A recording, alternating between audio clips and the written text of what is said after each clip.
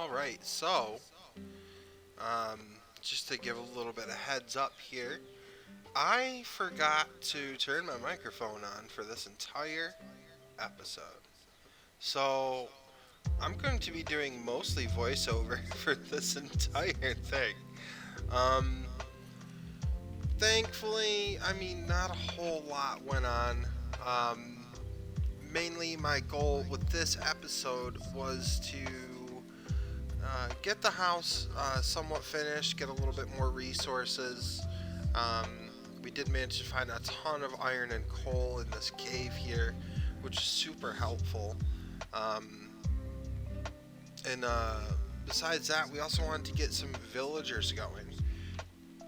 We want to start getting some of them either leveled up or at least in place to get leveled up. You'll see what kind of happens with that a little bit later. But this cave we found here actually ended up going into a really large ravine, which we are going to go into. I'm not sure if it's going to be next episode, but maybe the one after that.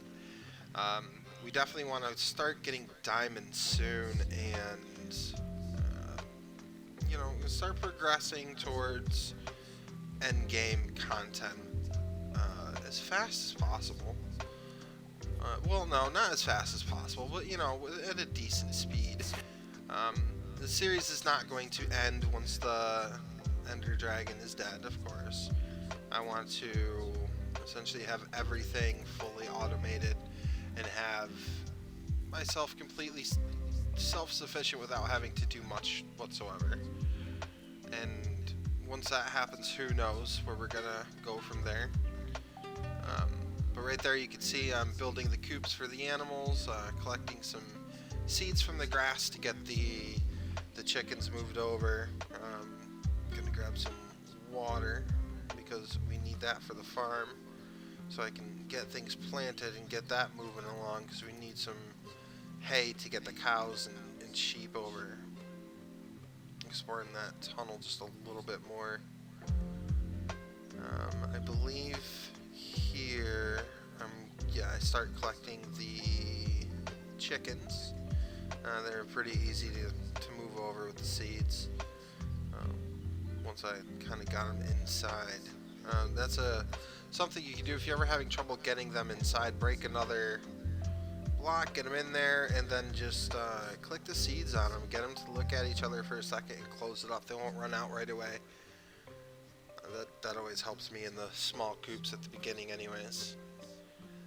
Here I'm going to the village looking for some carrots and wheat. Just before that I'd seen a pillager, the threesome of pillagers going on over to the village. So I was getting kind of worried about a raid at that point, but I decided to go over anyways and there wasn't one. Foreshadowing. There I get the pigs put in and the sheep put in. I'm gonna get the cows here in a moment, and that pretty much ends with getting the animals set up.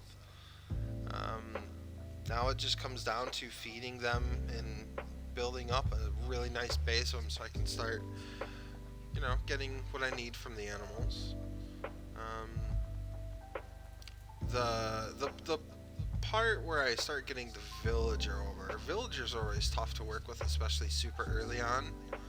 I don't have any rails or anything to get them moving along, so I went with the boat strategy. And whew, is that one a rough strategy to go for? Because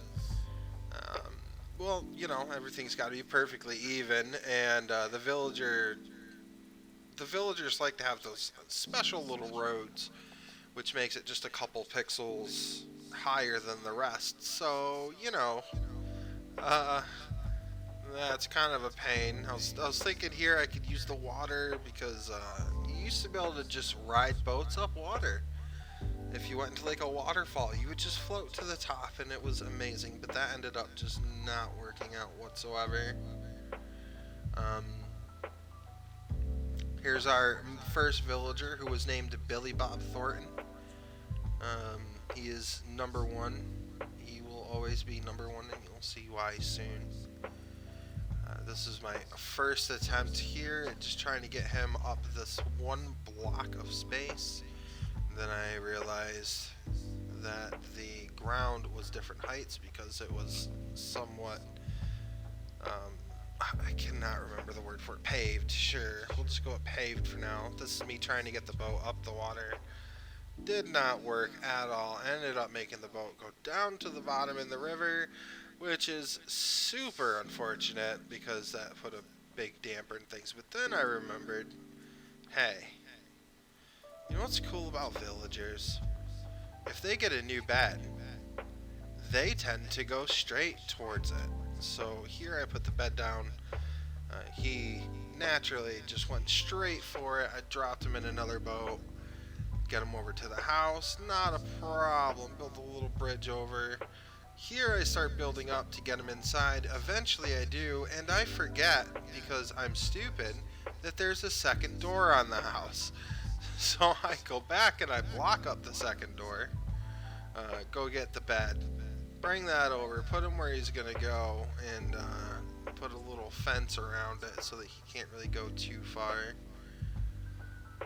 He is going to be the main farmer for just a little bit. I forgot how to make a composter there, but I just went over and grabbed the one from the village. This is me getting him back inside, plugging up the other door, because, you know, you live and you learn. But eventually, he does get inside. So much work getting that dumb little villager in there. I think here I go... Oh, yeah, this is when all hell broke loose, and essentially the raid started, because I forgot that when you killed that guy, it starts a raid. So the majority of the rest of this footage is me dying repeatedly, poking my head out of a window. So I didn't want to have this be non-fast forwarded or non-time lapse, because there's nothing exciting about watching someone poke their head out of a window and dying 30 times. And because I forgot to record my voice the entire time, I just decided to put the entire thing in a time lapse, and I'll just do a nice little voiceover explaining what's going on. I think in total during this raid I died 40 times? I don't know, I could be wrong. I didn't exactly count the chat log. I just know that I was scrolling up for a few seconds before it stopped saying killed by Ravager. I ended up getting a Totem of Undying from this, which was pretty cool actually. And I am super excited about that because I can bring that with me to the Nether. That'll be extremely helpful. And I can also bring that with me to the end for the End Dragon, which will make that very helpful as well. And I don't have to go hunting for a mansion to get my Totem of Undying either, which is very, very helpful. For a moment here, I did kind of have to just pause. I actually had to use the restroom in the middle of this fight, so I just decided I'm just going to pause, go do that, and come back, instead of making this more stressful than it has to be. Yeah, there's the pause. This is where most of my deaths come into play. I'm trying to make armor here. I realized that the Ravager is just like two-shotting me, and I put some iron inside of the furnace to try and smelt it up to make some more armor, and then I just realized, you know, if I make that armor, it's just going to get destroyed and it's not going to be worth anything, so I just took all the deaths here. This was a very unfortunate time for the raid to come through. I was unprepared, I had no arrows. I did manage to get some crossbows and some emeralds from this whole thing. Overall, it ended up being kind of worth it, honestly. I mean, the crossbows are a nice little thing to start off with, even if they're not the best. But, yeah, I can't really say that it was the worst thing to happen. It was just very unfortunate timing. So there, the raid finally ended, and I'm going to get him all set up. I believe I go to get the composter after I make all this armor. Oh, I finish up the house, right? So I'm just putting that top liner there of the upside down stairs around. And that's kind of just where I'm gonna call it on the house for now. I don't think there's much need to go more elaborate than that.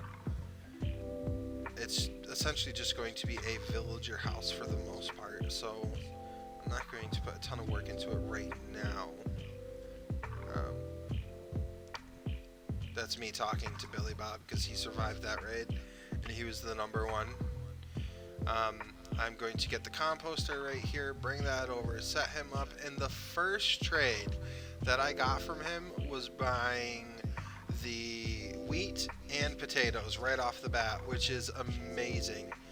Right there he threw a piece of bread at me, so I thought he was trying to, get special, but we talked about it, and I told him, I'm not really ready for that kind of commitment right now, and I don't know, we're on awkward terms now since we're kind of living together as well, which is weird, but this is me getting sand for the glass that I'm going to use.